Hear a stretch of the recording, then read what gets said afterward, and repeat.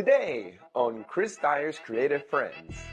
Around the time of Alchemize, the visionary art scene to me seemed very focused on painting spiritual experiences, where the art you'd look at, it was very obviously about witnessing what it would be like for a human to have a spiritual experience, right? And then I feel like it evolved into more of an abstract expression of the psychedelic experience. So it's grown into more of a more expanded expression instead of just kind of like, this is what it's like to meditate and see something, it's definitely more broad now, I think, and I wouldn't have it any other way. I can't imagine life doing anything else. It's like, even though it's hard, there's so much freedom in it, and ultimately that's what I want in life, is freedom, and I can't think of any better way to be free than to be an artist.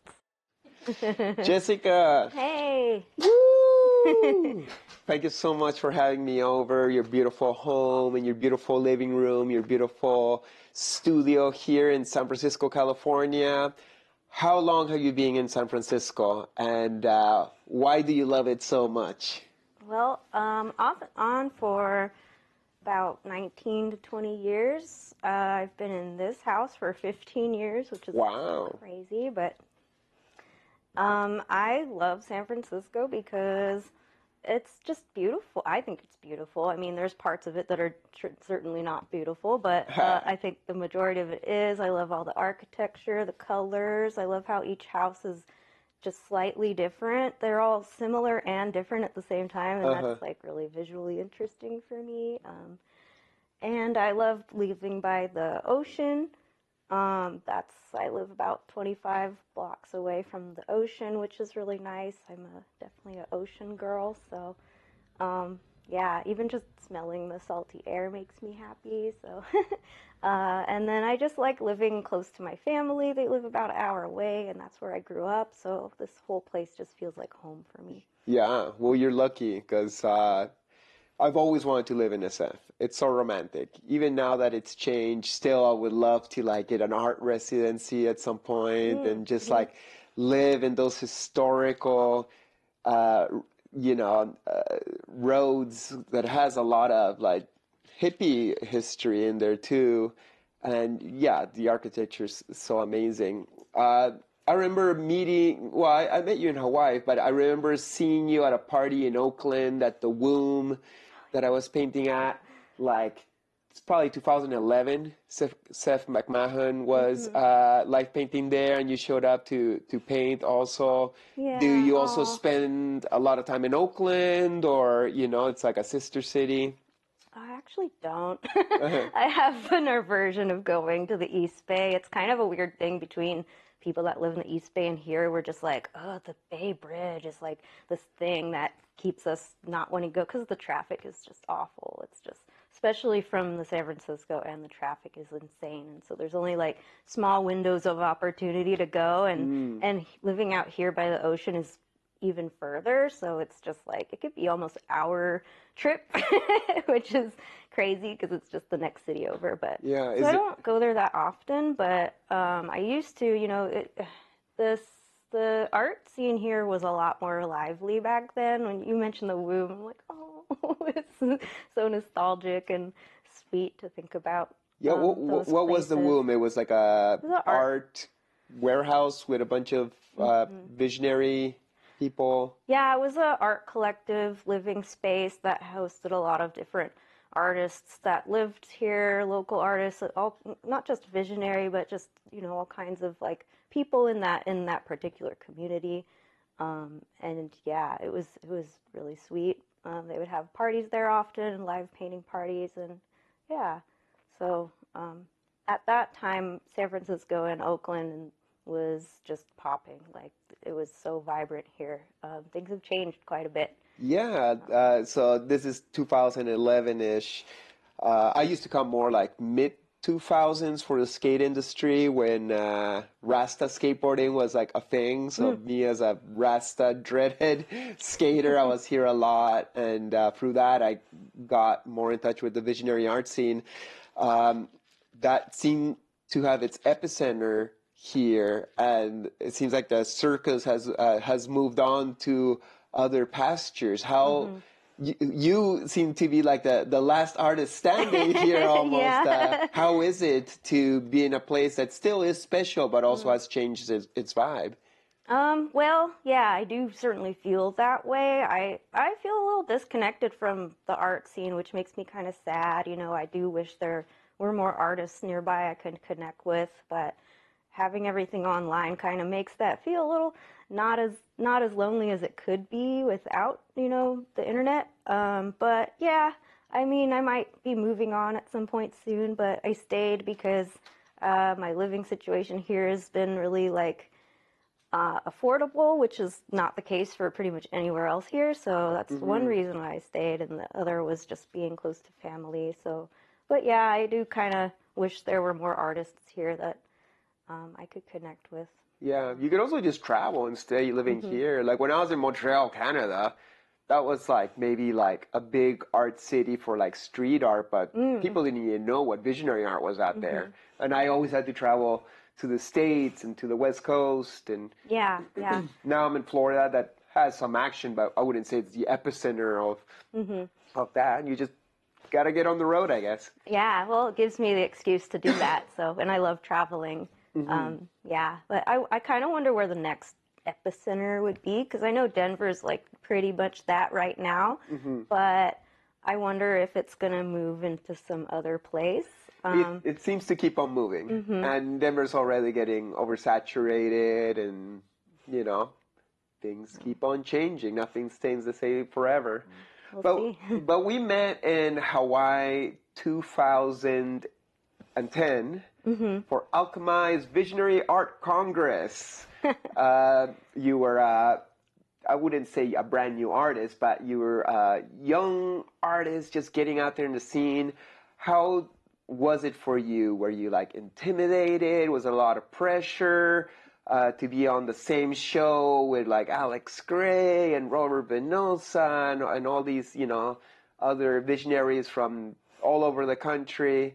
How was your experience, and how did that, motivate you to, take your art to the next level? Yeah, so that was a very pivotal moment in my life and my career, and it was a big deal. I was so excited.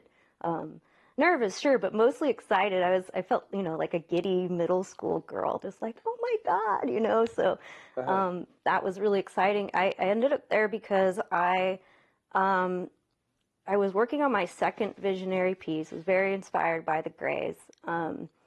And before that, I had just been doing very simple live paintings, but I really wanted to improve, and I was looking up to a lot of artists like you and the Greys, and yeah, I just wanted to push my art to the next level, so I just really fine-tuned my skills and worked really hard to get to like a better level of detail. And so that particular piece was the most detailed piece I'd ever done.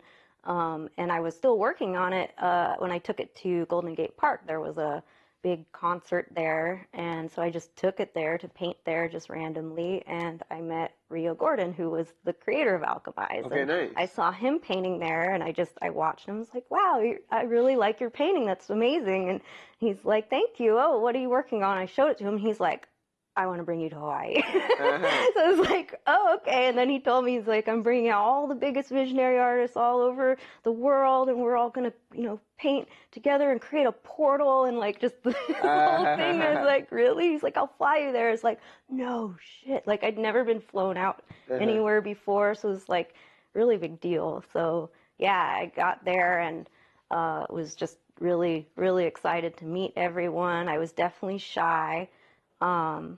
But I got to know Andrea Jones, and I got to know Jen, and Autumn, and just everyone there. It was really, really lovely experience, Right. and also just completely zany and off the wall experience. Also, if you remember. Well, I remember a lot of people are eating mushrooms on the first night. Yeah. And I was like, whoa, I'm just meeting you guys. I'm not gonna open up too much right away. Who knows what I would do? I don't want to scare anybody. That's kind of what it was like. It's like we showed up and that's what was offered, and so everyone just kind of jumped right in. And yeah, it was really interesting experience that changed my life forever. So Nice.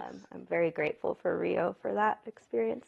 Yeah, totally. I myself was quite new at the time. I'd done some Tribe for Teen shows in Seattle and whatnot, but as a Montreal kind of dude, I barely made it out west, and I didn't have my foot in the door quite yet. And going there and bringing my originals and meeting all those people in person really made the difference to, keep on showing up. And it was like we were creating something special together. Hmm. How have you seen the visionary art scene evolve and develop since 2010? Yeah, so around the time of Alchemize, the visionary art scene to me seemed very focused on, painting spiritual experiences, where the art you'd look at, it was very obviously about witnessing what it would be like for a human to have a spiritual experience, right? And then I feel like it evolved into more of a abstract expression of a psychedelic experience. So it's grown into more of a more expanded expression instead of just kind of like this is what it's like to meditate and see something. It's so Uh-huh. yeah, it's definitely more broad now, I think, and more all encompassing. There's a lot more artists in that scene, and it's grown a lot. So. Uh-huh. What about your own style? It seems like you've tried different things throughout the years, different approaches, different subject matters, different mediums. Perhaps even the mediums have affected the style or even the subject matter. How have you developed since then? Yeah, so I started out, very inspired by the Greys and Andrew Jones and all those artists that were painting these spiritual experiences. I was also very influenced by my own experiences with psychedelics, especially ayahuasca. So I was mostly painting my visual experiences that I had with that. So they were a lot more focused on that. I painted with acrylic. I really liked working with water. I started out as a watercolor artist Okay, nice. and then moved to acrylic because it was, more like watercolor, but I could paint bigger. But I was so influenced by all these artists that were so detailed, I got really into the whole detail thing, and I was painting with these like tiny brushes, and it would take me, months to years to finish a piece, and and then at some point I started expanding into more environmental pieces, and yeah, I got to know Andrew Jones pretty well, and then eventually he hired me to be his assistant, Oh, cool. and I he didn't even ended know up that. mentoring me. Yeah, Oh, wow. so I When was learned that more or this less? was in around 2011, Uh-huh. and it went on for about a year. Cool. Yeah, so I learned how to do digital painting through him, Okay. and so I did a few digital pieces after that, and What yeah, program? Photoshop, Coral Painter, mostly those two. Okay, nice. A couple other little ones like I think Grobato. Yeah, so I learned a lot through him. And I don't do that much completed digital pieces anymore, but I definitely use it in my process. Like every painting that I make now I started out as, I do the preliminary stuff on Photoshop. So yeah, it's a really good skill, and I learned a lot from him. It was a wonderful experience. Nice. Do you still stay in touch with him? A little bit, yeah. Yeah. Not all the time, but yeah, occasionally we chat, and sometimes I'll see him in person, and yeah. Uh-huh. But Nice. we're not talking like all the time. Yeah, well, it's hard to catch up with everybody all the time. Yeah. Lots of humans out there. Oh, that's so cool. I didn't know you were being, would you say apprentice or just Yeah, I assistant? would consider him a mentor. Yeah, Uh-huh. definitely. I helped him organize his studio. He used to live in Berkeley, so Okay. I would go there and I would help him organize all his stuff. I would pick him up from the airport and things like that. And then he just taught me, how to paint digitally, just general art making skills and practices, like how to approach people and talk about art. And I would just watch him paint. There were a lot of times I would just sit there and watch him work on a piece. And A digital piece? hmm Okay, yeah, nice. he would be, working in his giant computer, and I would just sit there and watch him, and he would kind of explain what he's doing, and yeah, it was really cool. Nice. What a great experience. Yeah.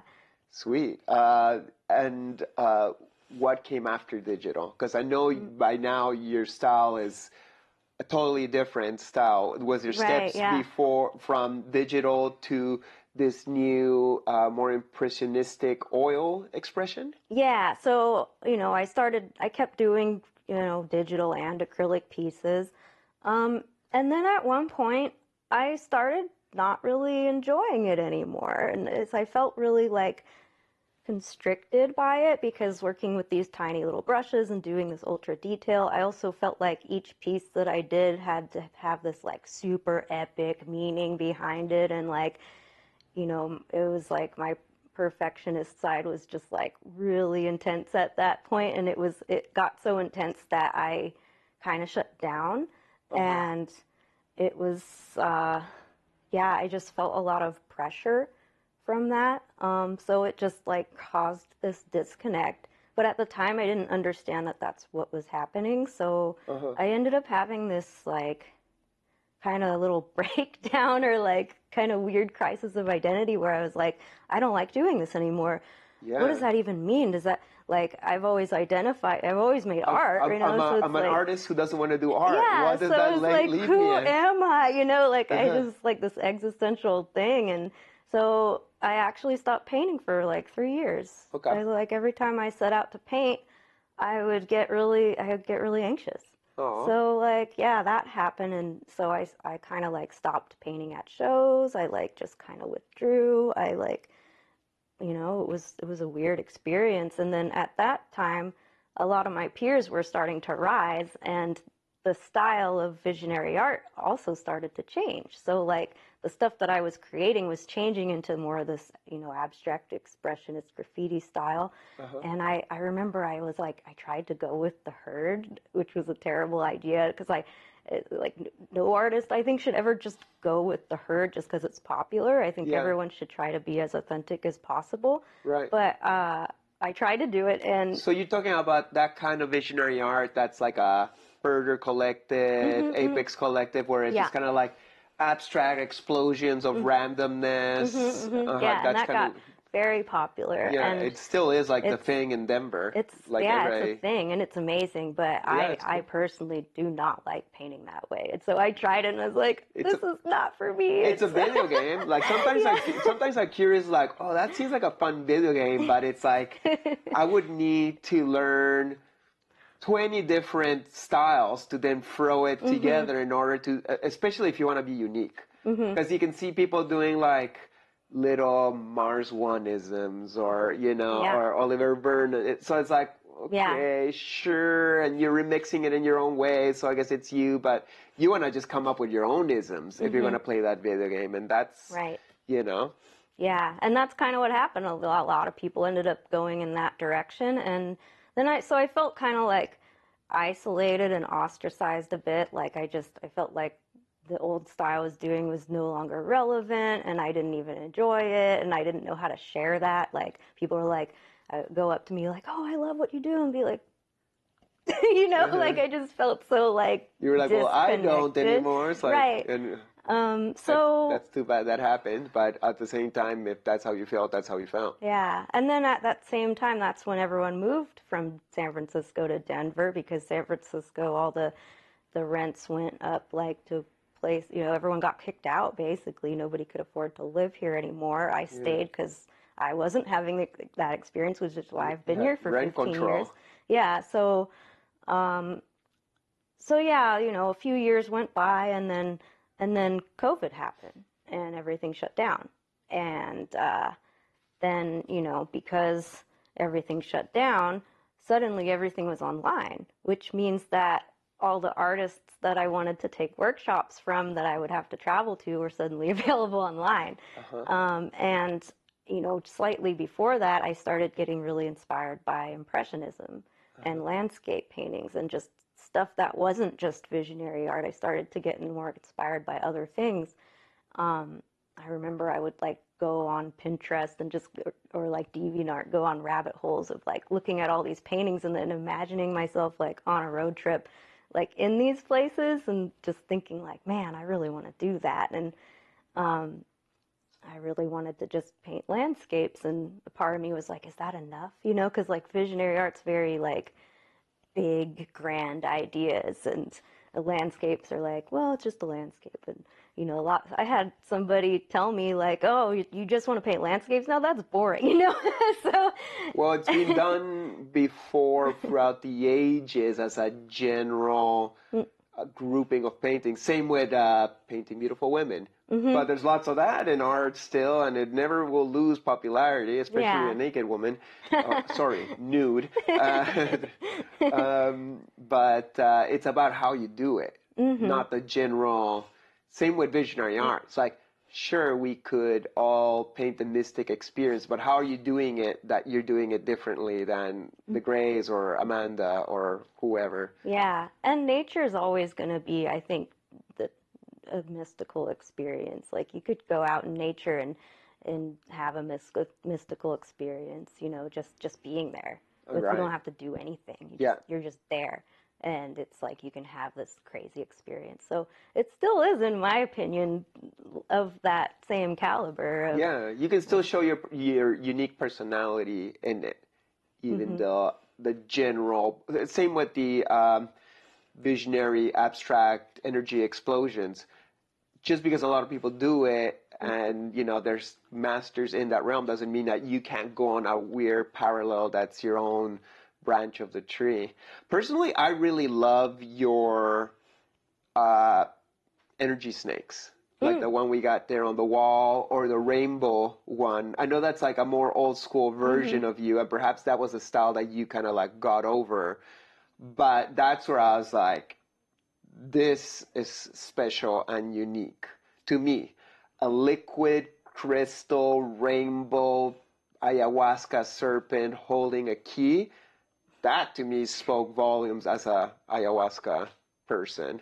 Yeah, that piece was directly influenced by ayahuasca. You can tell if you've, you know, taken ayahuasca. So, but I had just been in Peru and I did a dieta and stayed.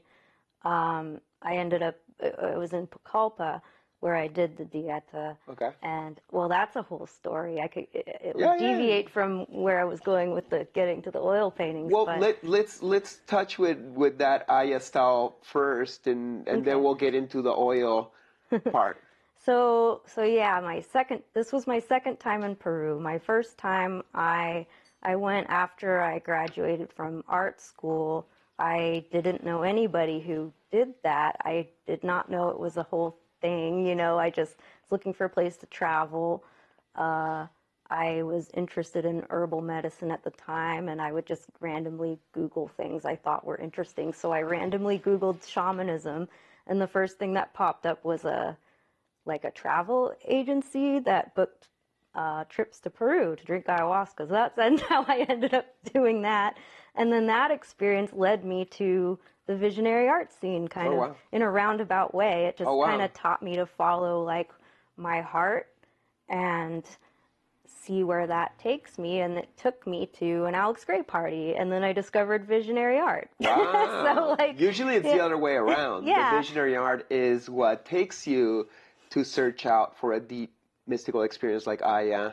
You went the other way around. What year was that when you first went out to Peru? 2007. That's like old school for that. That was still quite underground and unknown those days. Yeah. So yeah, that's why I didn't know anybody who did that.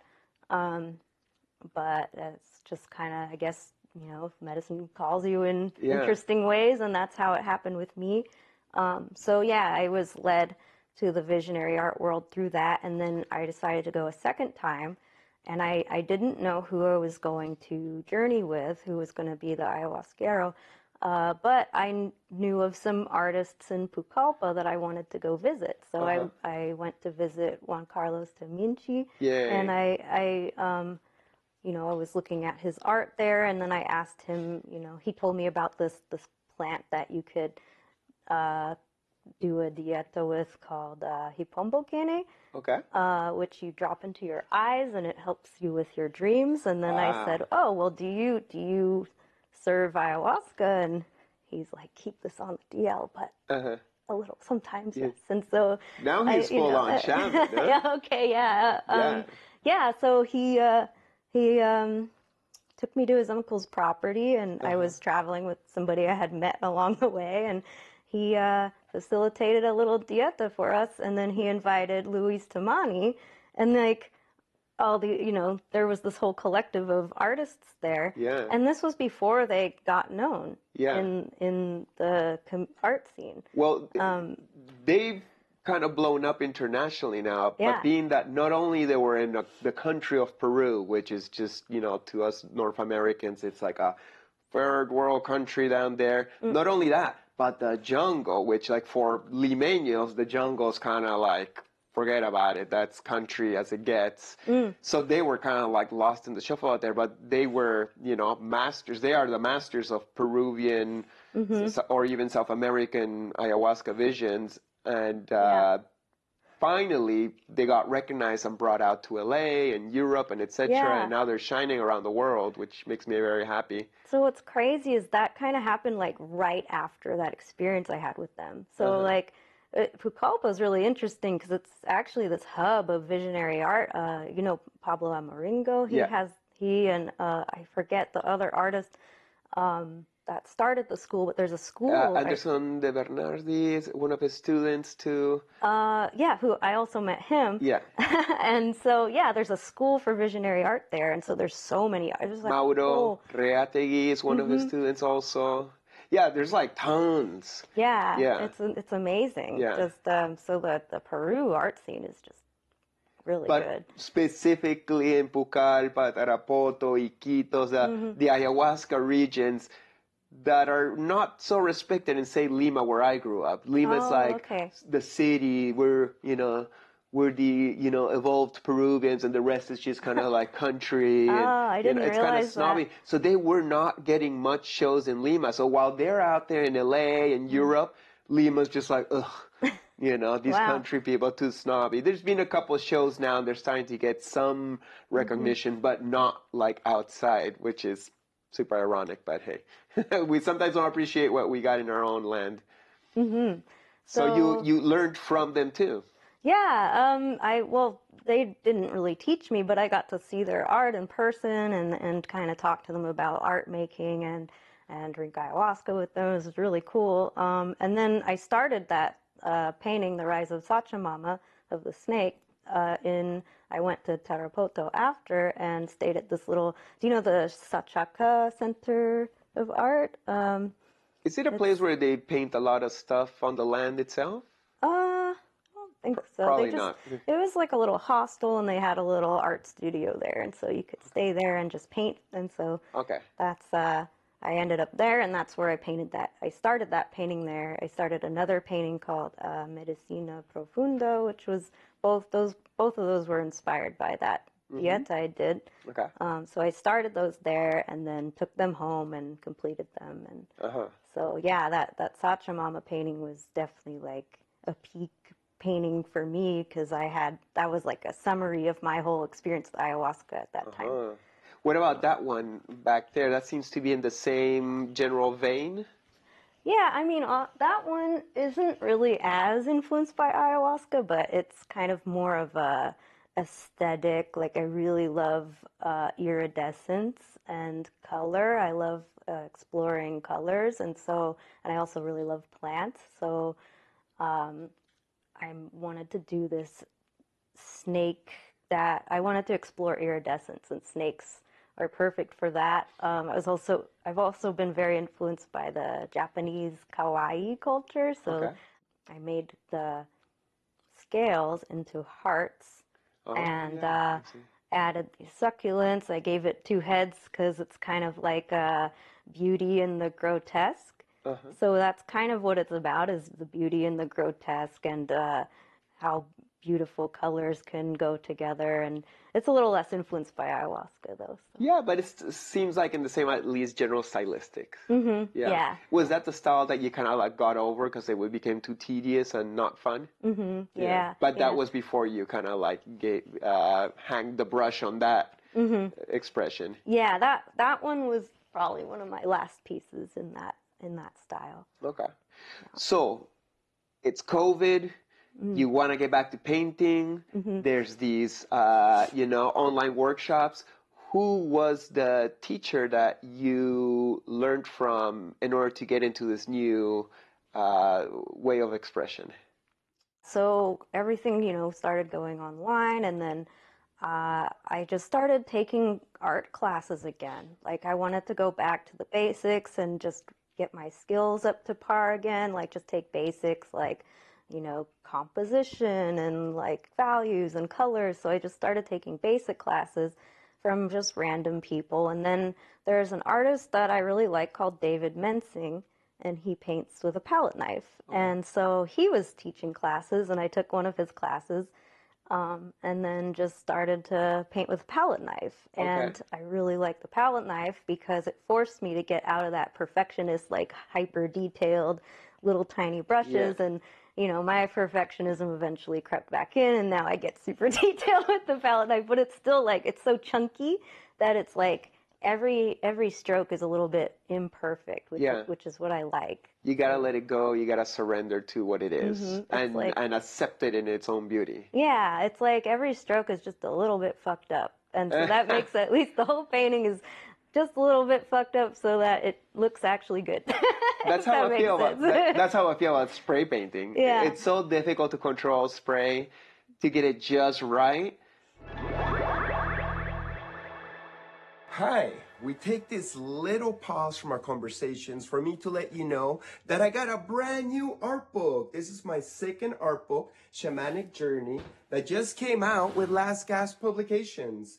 It's a 256-page book, full color, shiny, beautiful pages with full of my art, writing, stories, basically everything I've done in the last 13 years. And I worked really hard on this book. It took me months to lay out by myself, and obviously the art has been a labor of love of many years, and I've condensed it all in this beautiful book that now is available on positcreations.net. You can get a signed version, you can get an unsigned version for a little bit cheaper. And yeah, this won't run out of electricity. On this digital world where we gotta charge everything, or a solar flare could knock out the electricity of the world, and you'd be like, whoa, where did all my Chris Dyer go? No, this runs on energy forever. You never gotta charge it, you never gotta water it. It'll always be there to give you new inspiration and art. And I've done this with a lot of love, and I hope that you will get a copy for your own personal library. And reflect yourself in it and make your own book and story of your life. But here's mine, and I hope you will enjoy it. positcreations.net. Thank you. That it's like, well, good enough. It's generally what I wanted to do, but I'm not a machine where I'm going to get that line perfectly. And sometimes that can will spit a little bit more or less, or etc. And as long as it looks good, I guess I succeeded. Right. And I think that's kind of hard to pull off, like doing digital art is like, it's like, I feel like it's hard to accept digital art that looks messy. Like, you have to be skilled to make it messy and look good. Otherwise, it just looks super sloppy. Yeah, because you could zoom in endlessly on your digital piece, and you can always erase, polish, replace. There's no excuse to not have it super clean, other than I want it kind of messy and dirty. Perhaps choosing brushes that are a little bit more all over the place. There's some digital artists that are really good at doing these almost like impressionist style digital pieces that do look loose and messy, but it's still like skilled enough that it still looks really, really like clean at the same time. So. But what could ever replace a chunk of oil and now like palette knife? So you always use the palette knife, never the brush? Sometimes I'll use a brush to fill in stuff like here in this piece. I use the brush in here to fill it in. But yeah, it's pretty much all palette knife. Nice. Your color theory is amazing. Thank you. Yeah. The the reds, the oranges, the yellows, the greens, the pinks all over the place, the different kinds of greens, these blues and grays and greens in the ocean, and look at all those pastels there in the clouds. Wow. How did that come about? Was that like those random little classes you were doing, or you just lots of practice? Both, yeah. So I got really inspired by Impressionism, and there's a technique with that where they paint the underpainting like really bright colors, like bright red or bright orange, and then paint over top of that. But because they're using all these small strokes, you can see the background shining through, and then it makes the painting kind of vibrate, which mimics light. So that's kind of the whole, like... Yeah, I love all these fluorescent pinks poking in the back of the greens. Great contrast and creates the vibrancy. Yeah, so, and then color is like the reason why I paint. I love color. Like I just, everywhere I go, I really like plants and flowers because they're so colorful. And so it's just makes me really excited. So I've always studied color. So yeah, I took, color theory classes, and I just really go hard on the color theory. So really inspired by other artists who are very into color. There's an artist, Erin Hansen, that I'm very inspired by. And so, yeah, I just really like to play with the temperature changes too. So like complementary colors and temperature changes, like cools to warms, can show a lot of contrast, and like purple and green, or purple and yellow, if you know anything about complementary, like, studying color theory is definitely, I think, a really good idea for any artist that wants to explore color. Yeah, do you think you yourself would be ready to share this knowledge as a workshop at some point? Yeah, definitely. I haven't taught any workshops before. I've briefly done like small things at festivals, but yeah, I think I'd like to take a shot at it and see what happens with that. Definitely. Yeah, cool. Well, maybe I'll take it from you someday. It'd be great to. I like playing new video games. Okay, This is not a video game I've played. Your style. I've done a little bit of impressionism with pointillism and acrylic, but it's different from a palette knife and oil. Oil in general scares me. And I see how you've laid out your paint there on your glass palette. Yeah. And I've seen artists do that, but I don't really fully understand it. So to have it broken down and how to go about it, Yeah. Well, I mix all my colors first. So, and that takes a while. Sometimes I could spend hours pre-mixing colors. And that's what's cool about oil, is it stays wet enough that you could do that. So I'll pre-mix all the colors, and not for the whole piece, because I work in like chunks at a time, because I'm pretty slow when it comes to painting, and it could take me quite a long time to work on a piece. It's definitely faster than the old style, but I still take my time. So, how long did this one take? Probably about a month and a half or so. I kind of, I took a little break here, so it's like I don't know exactly how much it's time, hard to measure. But yeah, about that long. What about live painting? You've live painted in many places. Is it difficult to bring this style with oil and palette knife to the in the middle of a party full of people like jumping around and lifting up dust and people bouncing in or tripping or etc.? Like, does it get sketchy? Yes. I don't paint live in oil, and for a while I wasn't sure if I would be able to do this style live. So I only just started painting live again this past fall. I did my first live painting in years this past November, and I pulled it off by, I found this acrylic paint that's called heavy textured acrylic gel. It's like really, really extra super thick, and you can basically take it and put it into a cake decorating tube and like paint like as if you're decorating a cake. Like I haven't tried that yet, but a lot of artists do that. They make these really big flowers. You can pretty much just make a sculpture out of it. Nice.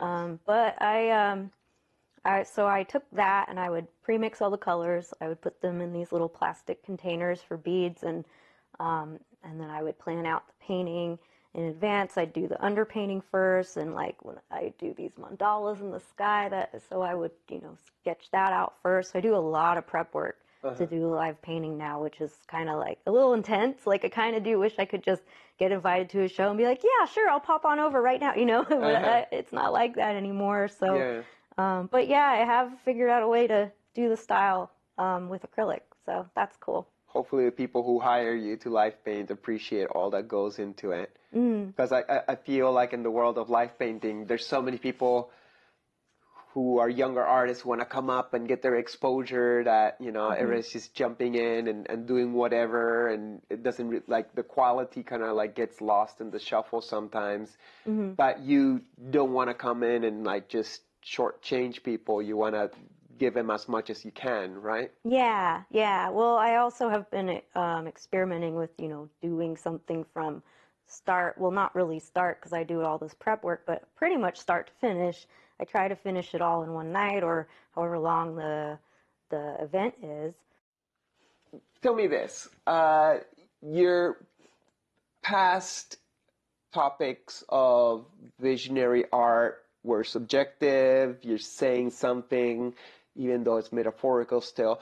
And now you do landscapes, but I imagine you're still saying something. Perhaps what you're saying is more like emotional or something maybe less specific. But what would you say your subject matter today is? Obviously, the canvas of expression is the landscape, but what's inside or what's behind it all? Yeah, it's definitely an emotional connection that I'm going for. It's like when you go to a really special spot in nature, like the ocean or the Grand Canyon or something, even just, you're a place nearby, wherever is the special spot for you, and, maybe the light hits this plant just right, and you just are like, oh my God, like this is really, really beautiful. And you have this whole experience, and that's what I was talking about before. You can have a spiritual experience just being in nature. You don't have to take psychedelics or anything. All you have to do is be there. And so I'm capturing that moment where you're just like, wow, this is it. Like I love this. This is a peak moment for me, just being here and witnessing this like magical sunset, or this like the light shining on that plant right there, or like being, in a really special place. And I like to capture like memories too, Right. like if you've ever been to a spot and you have a memory there, I like to capture that spot. And then sometimes people are like, oh yeah, like I've been there, I've been to Joshua Tree, and I actually proposed to my wife there, or like I like, stuff like that. So it's really special, those kind of moments. Nice. And you're also adding the mandala or sacred geometry in the composition, which some could say is like an echo to the DMT experience. If you were to like smoke beams and then look at nature, all of a sudden everything fractalizes and turns into some. Is that why you're adding it, or you just understand that that's the code of the universe that's there already? May you do a substance or not? What's your relationship to that particular substance? Like, does it have something to do, or is it?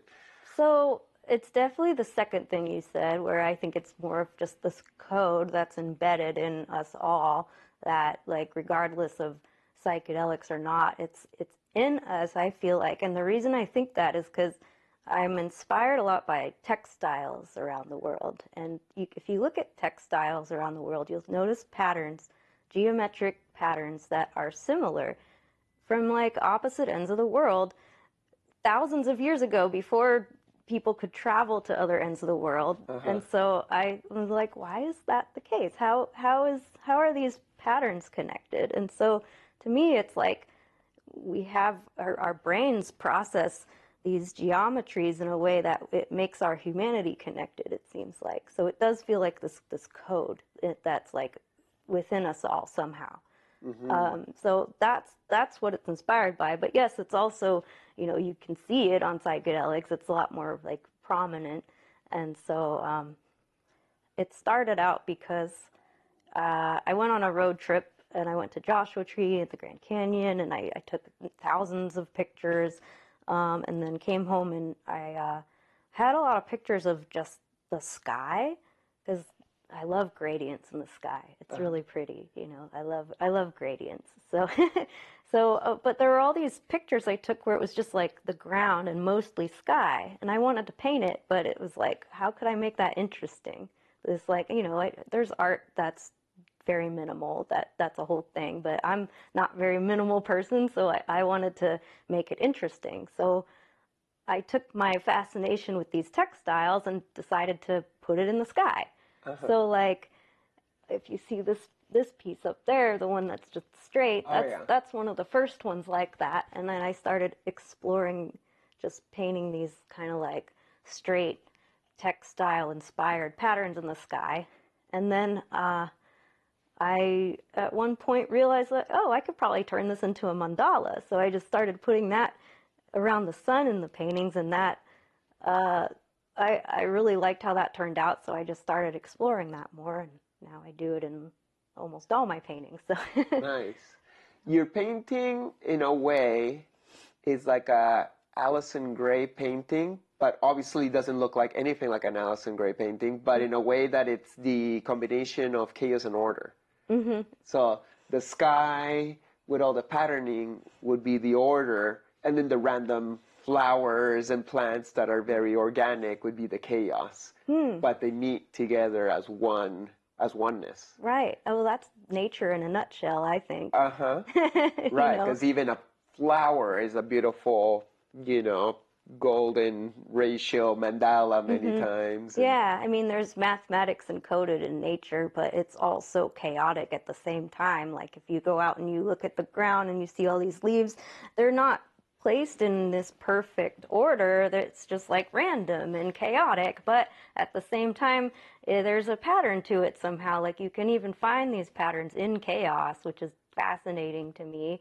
And then if you look at, the structure of a tree or a plant, it's all mathematically designed. It's you can see the fractals in it, but then, it's never perfect. Like you never see this like perfect order of every leaf that it looks like it was made by a robot. It was still very chaotic. So it's like it's like both at once, which is really cool. Yeah, the bugs always eat half the thing anyways. At least in my garden. Those damn crickets. Those dang gophers. Back to live painting. What are some festivals that you've really enjoyed on your journey as a live painter, and maybe some good memories you've had of them? So my favorite live painting experiences, definitely Ozora Festival in Hungary.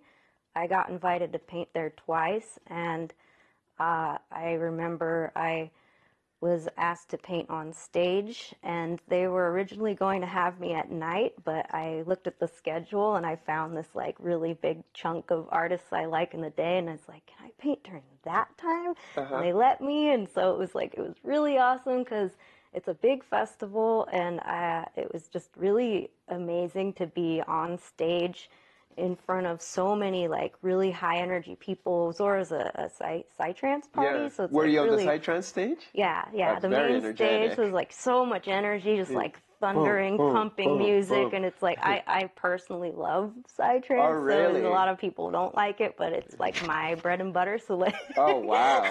so I get I traveled to those festivals just for fun. So yeah, it was an incredible experience for me to be up there, and you have like tens of thousands of people just like, like really excited, and like the energy was so high. So it's like just capturing that energy into the painting was really fun. Yeah, it sounds very exciting. What a great experience. Yeah, it was almost like I didn't even feel like I was painting anymore. It was like the energy was painting through me in those moments, which was just so fun. So yeah, I think those two experiences were my favorite.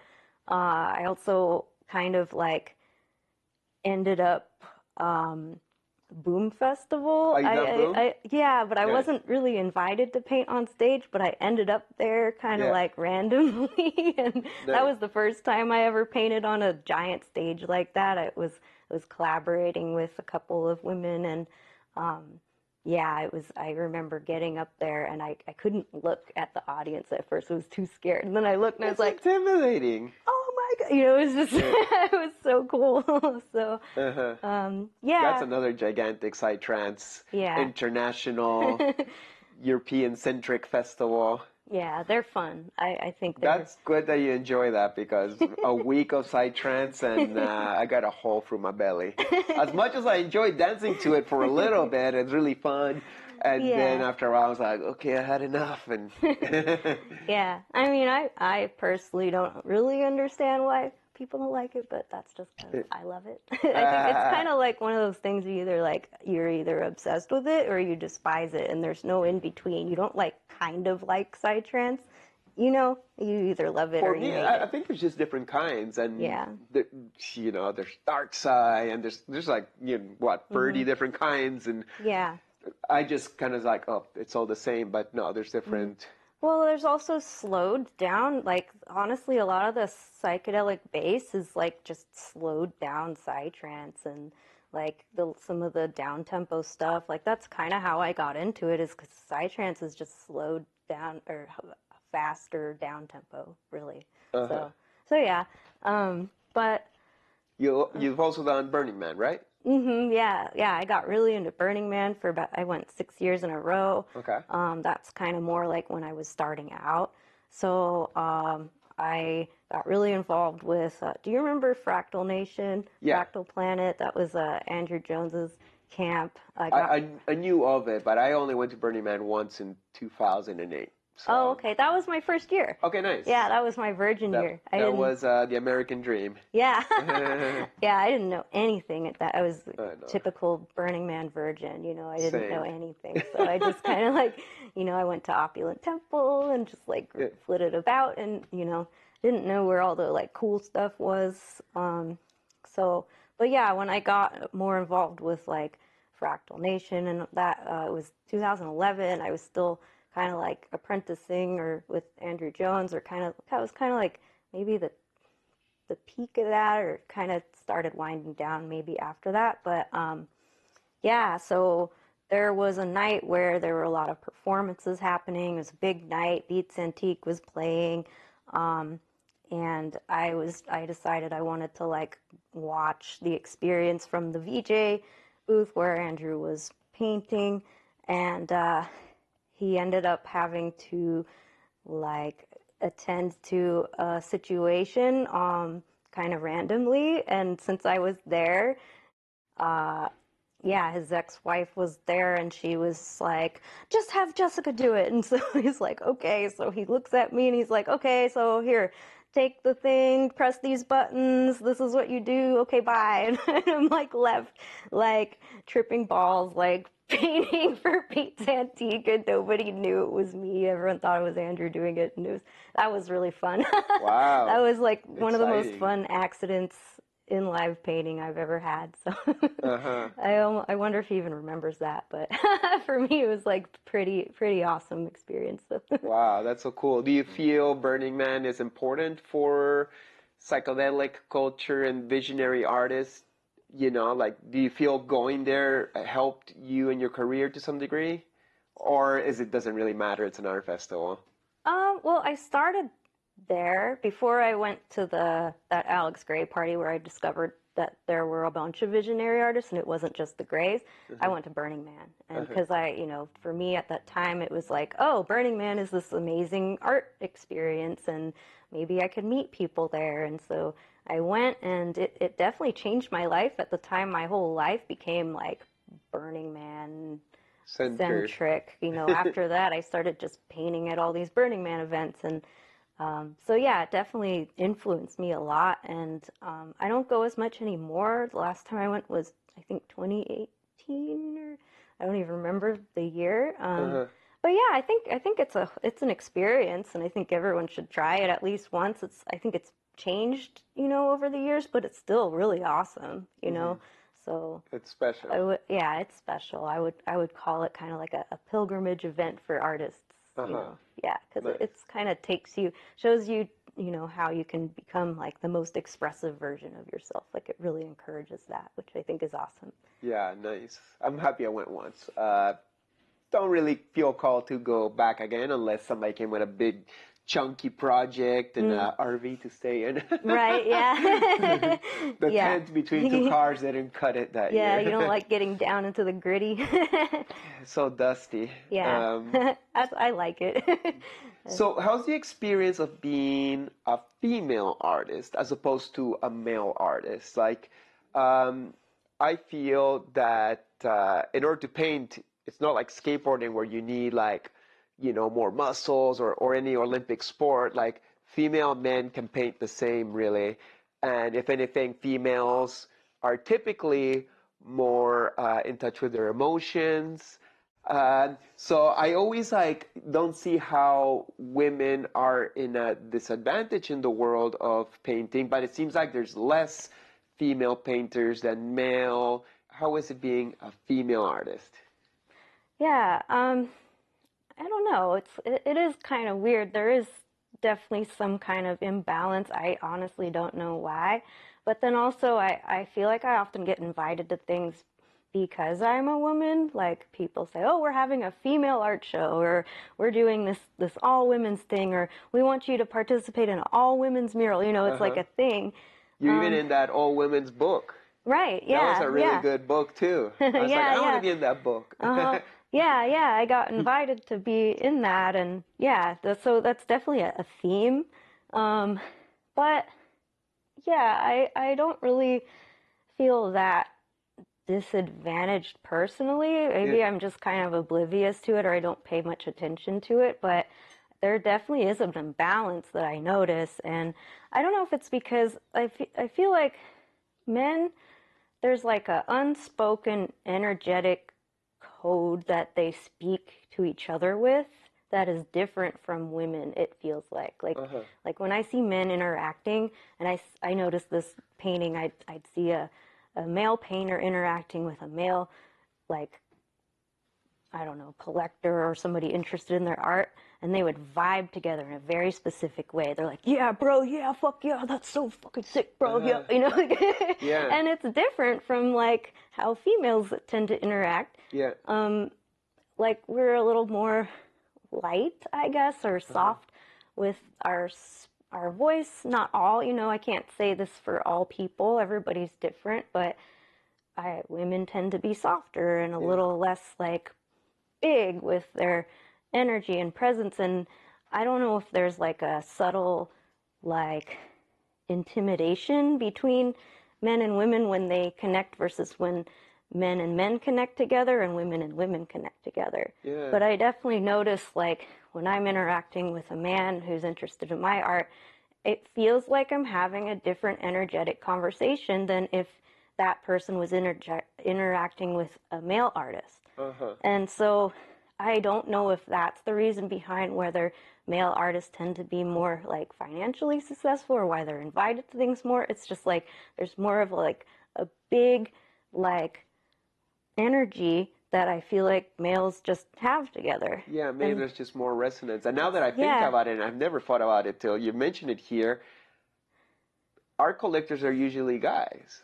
I can't really think of too many female art collectors that are out there like buying tons of paintings and then flexing. It's like, look at my collection. Because that's like kind of like a guy thing to do, Yeah, well, it's something about, I don't know if it's like just a male energy thing. There's a competitiveness in males I notice that isn't as much in women. I'm not a competitive person really at all, and I don't know if that's because I'm a woman, but it's just like I'm more interested in like how can we connect and work together, and instead of like how can we compete and one up each other, so or maybe the competition, if there is a competition, is not through material possessions, but maybe through personal aesthetics or a garden or I don't know. I don't want to do female stereotypes like you know, how good you can cook. I don't know, like. No, I mean, I don't really. Yeah, I don't. Like in my world, it would be like who can skate better. Mm-hmm. And I'm not a good skater, so so I just gotta like surrender and be like, well, I just don't have any balance. But you know, Yeah. I try not to be competitive because that, in the end, with competition, you either beat somebody and hurt their feelings, or somebody beats you and hurts your feelings. So no, you not. I prefer when everybody just wins, right? Mm-hmm. Yeah, exactly. And like that's how I see it, is like, how can we all win together? And then I think of family, you know, and that's what I'm looking for, is like family connections. Like, how can we all cooperate and like, you know, nurture each other, which is definitely a more like feminine energy.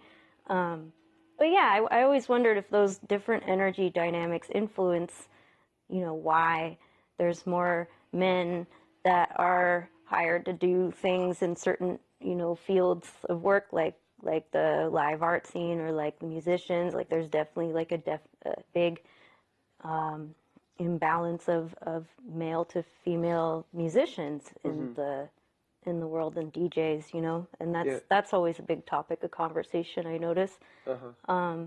And so I feel like, you know, people who see that, they're like, okay, well, let's make an all-female show. And I don't know if that's the solution. Like, I think there should just be more balance between them, and it Yeah. shouldn't be about like, oh, let's highlight the women. Like, it just should be more balance, and that's it. It Yeah, doesn't because have to become a whole you're thing. you're still leaving somebody out, and Mm. like yeah, if there's an imbalance, do we like totally push out the man? And you know, Mm-hmm. I don't know if that's a solution. Yeah, it'd be great if it was just, I don't know, natural and organic. Yeah, exactly. Natural and organic. Like, it doesn't have to be like about gender. It's Right. just like, why isn't there more balance? I don't know, but I think it might be because of those energetic differences. Yeah. Well, I think there's good intentions between this pendulum swing, and hopefully it finds its natural middle eventually. Mm-hmm. So, as a painter, you spend so much time honing your craft, getting good at actually painting, but that's not the only thing as an artist that one has to do. So, you were telling me over breakfast that now you're studying art marketing Yeah. in order to get this art career out there a little bit better. Tell me about it. Yeah, so I started taking online classes and just connecting with more artists in this online school, and learning about online marketing and you know, advertising and email and admin stuff and all this really exciting stuff, you know, like, yeah, like how to, you know, manage money and just stuff that I'm terrible at, which is why school is good for me to learn all this stuff that I'm naturally just terrible at. So yeah, it's been a really big lesson and really helpful for me. And it's just going to be this ongoing, like, how do I improve, and how do I like, how am I able to get myself to connect more to the people who like my art and make them happier? That's really what it's all about, is like connecting to your fans and making them happy, you know? Right.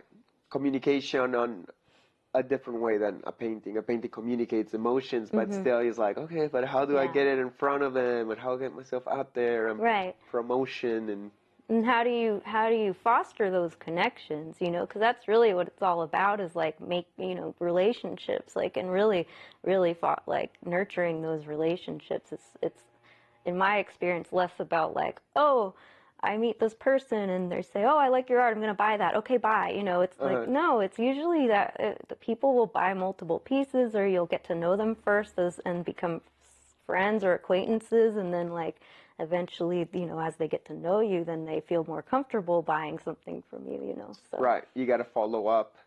I've had clients who I had to sounds bad, who I've known for years before they actually bought something, that they came in as a client and they didn't buy. It's like, okay, well, what doesn't mean that I can't stop being a friend, and then we'll go out and we'll hike and we'll meet up, and then years later they finally come to the show. It's like, okay, today's the day I'm spending, you know, 20K on some paintings. And it's like, wow, great. I had lost all expectation for that, but if it happens, cool, yeah. you know. But there's a lot that go into it. Are you more optimistic now that you're gonna, or are you are learning how to get your art out there in different ways other than what you have been doing previously? Yeah, I'm definitely more hopeful. I like that there's more avenues online that I don't have to always go out in person because I find it a little exhausting to always go out and travel around and do everything in person. I do love traveling and it's nice to do that, but I'm also very much a homebody and I also like to just stay at home. So being able to connect with people online is great for that. And then I can spend more time in the studio also. So, but yeah, I'm excited. I'm also intimidated just because, having to face all these difficult challenges that I always thought like, oh, I'm really bad at that. I don't know if I'm going to be able to pull that off. So it's just, I'll be able to like tackle those things. And then, once I accomplish them, that will feel really good. Yeah, well, good job for you for keep on pushing forward through the struggles, both as a painter who's met, perhaps walls, or writer's blocks, and even somebody's like, okay, like making a living from art is tricky, but I'm gonna go out there and take some classes and figure it out and make this happen one way or another because I'm an artist. I'm gonna go do this. Yeah, I wouldn't have it any other way. I can't imagine life doing anything else. It's like, even though it's hard, there's so much freedom in it. And ultimately, that's what I want in life is freedom. And I can't think of any better way to be free than to be an artist. So, Right. Well, good job following your passion. I know a lot of artists are having struggles. I know Instagram and Facebook algorithms, etc., have made it more difficult for some artists to reach out to the audiences they've been building for years and decades, and they're just like, wow, is this the year where I'm gonna just get a normal job and make art the secondary thing? But when you're born to do something, you're just gonna keep on pushing forward no matter what. yeah. It's important. Would you have some final words of wisdoms to the viewer of the show? Yeah, stay authentic no matter what, because if you're going to be yourself, that's why people are going to find you and want to collect your art because they like you for who you are, and the art is a representation and a mirror of that. So Beautiful. Thank you so much, Jessica. Yeah, thank you so much for coming. It was really lovely to have you. Yeah, it's so nice. And thank you guys for watching another episode of Chris Dyer's Creative Friends. Make sure to like, comment, subscribe, share, little dingy bell, all the things that empower this show where we get to share all these beautiful people. And I'll see you in the next episode. Blessings! Woo! Thank you, Jessica. Yeah, that was awesome. Thank you. Yeah, my pleasure. Next episode, Mark McLeod. I think that's really what's going on with Blotter, is everyone's trying to get the sigil of rapture on the Blotter. And that's what we're celebrating about the taking of it itself, is the possibility of being able to see a content behind the thousands of beautiful pictures and shapes and forms combined. We're looking for meaning. And at the point of rapture, you get to see the final understanding of everything, the meaning of all things. So please make sure to subscribe, like, comment, and share. Big thanks, and see you next episode. Peace.